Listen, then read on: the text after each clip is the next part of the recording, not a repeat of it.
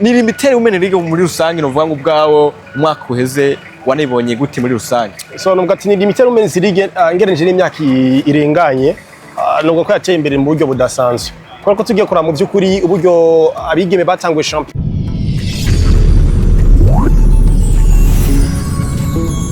Twaramutse cyane no vuga ngo abakunzi ba Akejo Media mudukurikirana atandukanye.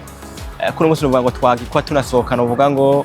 atandukanye ko mubona ko turi kuri stade no vuga ngo Intwari twamaze kuba tuza nk'abameshe makuru banyu Province Ridike Senyumva na mugenzi no vuga ngo Eric Robert. Ndakuramutse cyane bro Robert zere kumeze neza. Ndakuramutse cyane bwana Ridike. Reka ndamutse vimva mutima abakunzi birumvikana b'ikinyamakuru Akejo Media nizira ko koragira ibihe byiza aho baherereye. Bivuze neza twamaze dusohoka kuri no munsi ntabwo turi muri studio twashitse ku ishami ry'umupira w'amaguru FF ku cicaro gikuru aho twagiye kubanubwa ngo dukora content idasanzwe ngo tuganire kuri Lumitel Women's League. Jere ku bande gwanje bwana Ridike meze neza shimira Imana nizere ko nawe muri rusangi umeze neza cyane. Je meze neza kabisa ndashimira Imana novuga nkuko bivuze twamaze kuba tunaza rero hano kuri stade Intwari. Yego ni inkino zanabereye kuri centre technique izindi mvuga ngo zibera ahatandukanye. Yego ariko biragaragara ko twaje nyene nko ku cicaro cy'umupira w'amaguru. Cicaro cy'umupira w'amaguru aho novuga ngo nkuko mubibona kuno munsi ni gahunda ngo rya Lumitel Women League bwana Robert Kabera ko equipe ya Top Girl Academy atwana vuga ngo igikombe twabonye ko imyiteguro twakorana na video mu miseze akora imyemenyerezo ibitero ya Sekafa twanabonye na pure yabo barimwo yamaze kunasohoka. Ni Lumitel Women League muri rusange no vuga ngo ubwawo umwaka uheze wanibonye gute muri rusange? So nubwo ati ni Lumitel Women's League ngereje n'imyaka irenganye nubwo ko yateye imbere mu buryo budasanzwe. Kuko tugiye kora mu by'ukuri uburyo abigeme batangwe championnat nuko bagenda bitera imbere mu buryo bugiye butandukanye. Kugiye kuraba kera twabona ko Burundi kazesha gukina umupira w'amaguru akashaka gukina nubwo ati no kujya y'u Burundi. Twovuga nk'amazina y'atandukanye twabonye ava ngako butaka bw'u Burundi akerekeza mu gihugu cy'u Rwanda akerekeza mu gihugu cya Tanzania akaza kwandika amateka y'atandukanye. Twovuga nk'umwigeme adasanzwe yakoze ibintu bikomeye cyane muri Egypt. Ibyo se byerekana nubwo sinyi ziri positive ku ruhande rw'abigeme ko ari Lumitel Women's League iratera imbere mu buryo budasanzwe. So ngo rero ari championnat novuga ngo yari yiharijwe muri rusangi naba bigeme basanzwe bamyira ino championnat kugiye kuraba mu by'ukuri experience irakonta muri sport. Ugiye kuraba novuga ngo twabonye kwigaragaza cyane ko mumenyereza bita muri manira kizubugira kandi ko namugaraho kenshi kubera ko maze kumubona novuga ma club agiye atandukanye twabonye muri equipe ya PVP Buyenzi araza ariva moja muri equipe ya Top Girls Academy. Muri PVP Buyenzi yakoze amateka turavyuka twari gikombe ca Lumitel Women's League garagaza muri equipe ya Top Girls Academy maranabikora cyo kwigaragaza ko abana bagira batandukanye nubwo akariro kuno mwana bita Erika iradukunda no umwana agaragaje urugero rwiza aranze ko muri equipe nationale ntamba mu rugamba zatanye imyaka 20 araza arigaragaza ko ari umwana mwiza abana capitaine je kuranda rwanje no mwita na revelation de l'année umwana atangwe akine champion bwa mbere akigaragaza ukuri hano byerekana ko mu by'ukuri ari champion akonde rw'abigeme bamaze kubabona ko mu by'ukuri bose bashoboye n'umupira ashaka gukina. Rero ngo ni champion nabonye Ridike irimwo icyo no kwita intensité irimo kwitanga kubera ko baramaze gutara ko n'uruhande rw'abigeme umupira bashaka gukina kana kina mu buryo bwiza kubera ko bigaragarira amakungu. Twabonye ashasha fari muri Simba tumubona muri Yanga tubona Balahayilo ibasubuka na Kopito abigeme baringa mu gihugu cy'u Rwanda muri equipe za Rayon Sport no mugwi za police Barukiya bagiye batandukanye. No vuga ngo rero ni shusho idasanzwe tuko turabona hano muri champion akonde rw'abigeme. No vuga ngo nabonye champion idasanzwe Ridike irimo intensity irimo kwitanga irimo no gutegura kuko ravye nkakazo za Kieza FC ni akazo FC Priton dutunga ni equipe yaje irazi atanga challenge izi nyuma wanashaka ya Top Girls Academy benshi batarimo byiteze ko twize ko equipe ya PVP Buyenzi no kugaruka ikaza igatanga kazi ko bikoze bagifite umunyereza bita Amuri Manira kiza ko siko byagenze haje equipe ya Kazoza iranzira iradodora na irekana ko equipe ishobora gutwara igikombe ngo hano harimo ihangana ridasanzwe bwana Ridike. Haba ihangana no bwa ridasanzwe mu mwaka weze no vuga ngo muri championnat 2025-2026. Yego twarabonye banashaka n'ama club atandukanye nk'ino equipe nyene Top Girl Academy hano bari narangije ari yambere usaba shaka 50 kazana Kazoza FC yarangije FC 33 Intwari kazi 28 kibazo cya gatatu kuzuza refrako izindi zitandukanye. Kuno munsi bwana Eric Robert twarabonye championnat zitandukanye ku bibuga bitandukanye yaba Bujumbura n'andi atandukanye. Yego turana abana badasanzwe berekanye performance nziza natabari nova muri cyangwa mu equipe twari bikombe kuno munsi twanye n'abakinnyi batsinze ibitsindo vyinshi harimo n'abazi nova ngo barashire bukuru abitwa Bayirene hariya twisunze ivyo vyose kubwa ngo haravye championnat urabona ko mu kintu uvuga ngo ushobora kuzokwigenza neza mu gihe FB bizosha gutunganya nuvuga ngo ibyo gutora amatora y'abakintu uvuga ngo baranze champion donc bayita soirée d'ogara muri rw'igifaransa nubwo ngo bizo bidasanzwe ku bande rw'abigeme kubera ko ubwa mbere kuzija mu iyo competition ni iteka ridasanzwe nk'ubigeme canke ngo wabigize umwuga ukina championnat mu Burundi iteka wacu ridasanzwe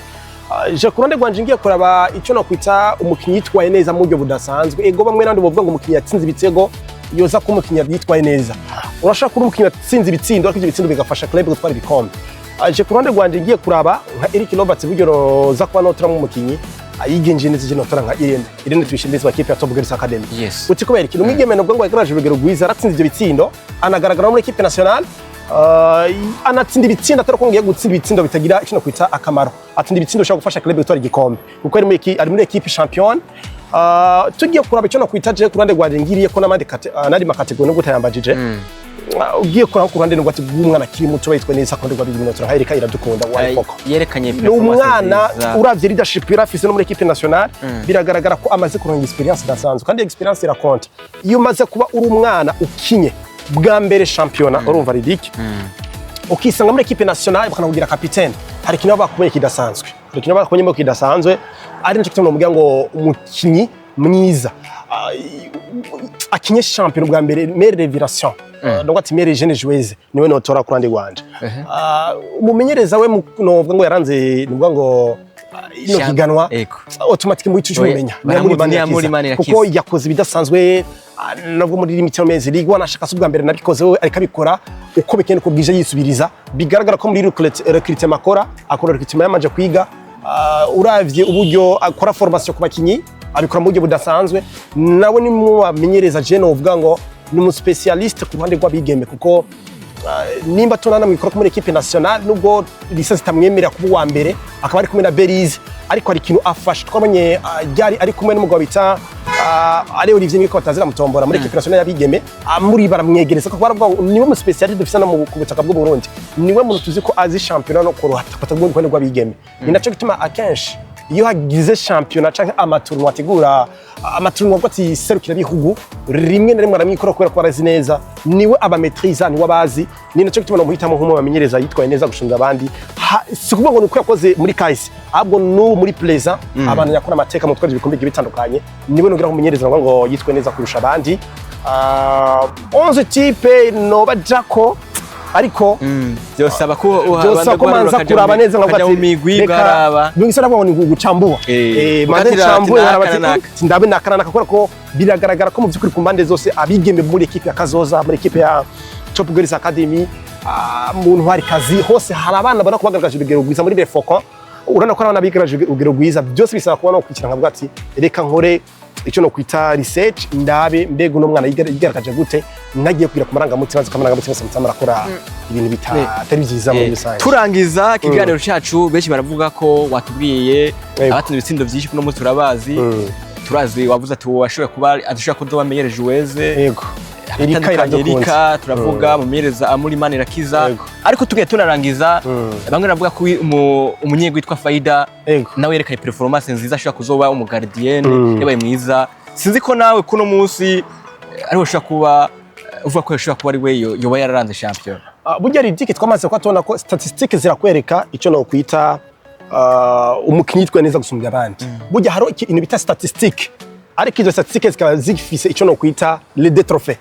icyo no kwita icyo gihembo wabaze kubona ni Faida kina equipe ya Top Girls Academy ridike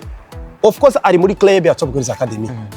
yatwaye igikombe yigaragaje mu equipe yatwaye igikombe nimba ko tuvuga twaba turaba hanze iyo umukinyi yisanze muri equipe yatwaye igikombe ari umunyegori w'iyo equipe akenshi aba umukinyi ranze champion ireke konde gwanje nkira gikuba no katakata mbwiri ngo nce mu bindi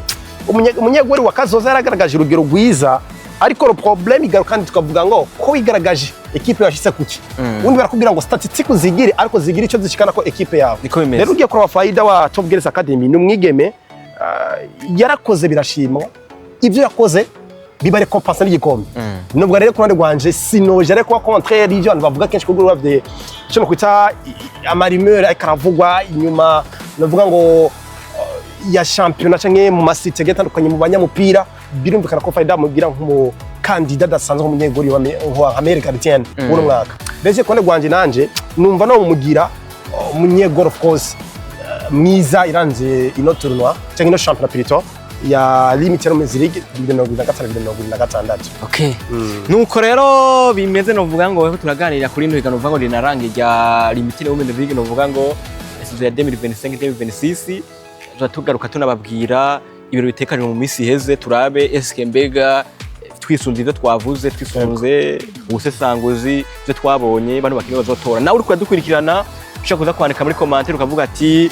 je nabonye ari gardien naka nabonye uzoshaka kwayigenza neza ari naka meza naka vyose ni muri commentaire nuva ko ari uko reka ndagushimire cyane rero bwana Robert. Yes, reka ndagushimire cyane bwana Dick bivuze neza. Nizera ko twaba hari bigiye bitandukanye muri kino kiganiro cyo kuno munsi. Nizera ko comment section bihari bigira ngo bakomante bavuga ati SK nako tibona mu buryo mezo ko reka ndagushimire imva mutima. Nizera ko ikiganiro kiza kwasha kunyota kandi mu buryo budasanzwe. Okay, nuko reka naye ndabashimire ndabakengurukiye rero vuga ngo abakunzi ba Akejo Media abakunzi w'ikiganiro wa Akejo Sport twaje kuno munsi twaje kuvuga ngo hano kuri shamwe cy'umupira w'amaguru FB nuvuga ngo Federation y'u Burundi y'umupira w'amaguru nizera ko twaganye ibihe vyiza rero namwe murafisa akaryo muware mugira byo mushikiriza ni Akejo Media yari Clovis Ridike Senyumva yari Eric Robert anovuga ngo nizera ko twaganye ibihe vyiza mugire ibihe vyiza bye bye. Kaze mu kimenyesha makuru Akejo Media. Ari services zitandukanye arizo nko kumenyekanisha ibintu ariyo publicity na stage ku banyeshuri harimo ibikoresho byinshi bitandukanye ibisata bitandukanye ari byo informatique de gestion informatique de maintenance informatique de communication kaze ku kimenyesha makuru Akejo Media.